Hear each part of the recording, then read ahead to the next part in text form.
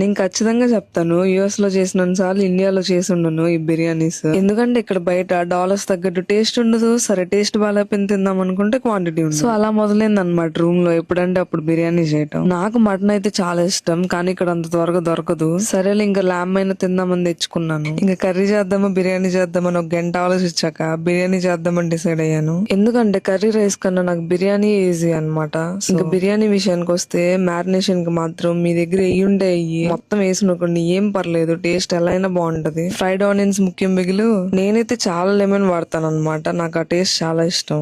And ఇక్కడ మీకు ఒక టిప్ చెప్పాలన్నమాట, ఆ లెమన్స్ మాత్రం పడేయమాకండి, ఎలా యూస్ చేయాలో తర్వాత చెప్తాను. అలా స్పైసెస్ అన్ని వేసాక మంచిగా ముక్కలకు పట్టించండి, అప్పుడే అనమాట పీస్ చాలా టేస్ట్ గా వస్తుంది. దమ్ స్టైల్లో కాబట్టి సైడ్స్ ఏం లేకుండా చూసుకోండి. ఇంకా రైస్ విషయానికి వస్తే ఇందాక చెప్పా కదా లెమన్స్ పక్కన పెట్టమని, రైస్ కోసం అనమాట. కుకింగ్ విషయానికి వచ్చేసరికి నా పాలసీ ఏంటంటే నువ్వు ఎంతైనా ఉండు, ఎంత టేస్ట్ గా వేస్టేజ్ లేకుండా చేయాలి. ఇది నేను ఒక్కదాన్నే చెప్పట్లేదు, వన్ పీస్ యానిమేలో సాంజీ కూడా ఇదే చెప్తాడు. నా దగ్గర పెద్ద కుక్కర్ లేదు గాయస్, అందుకే సేమ్ వాటర్ లో రైస్ 2 times కుక్ చేసి చేస్తున్నాను. పెద్ద ఏం హడావిల్ లేకుండా బ్యాచులర్ స్టైల్ బిర్యానీ లాగా ఉంటది అనమాట నేను చేసేది. ఫస్ట్ 20 minutes మీడియం ఫ్లేమ్ లో పెట్టండి. ఈ గ్యాప్ లో చక్కగా రైతా చేసుకోండి సెట్.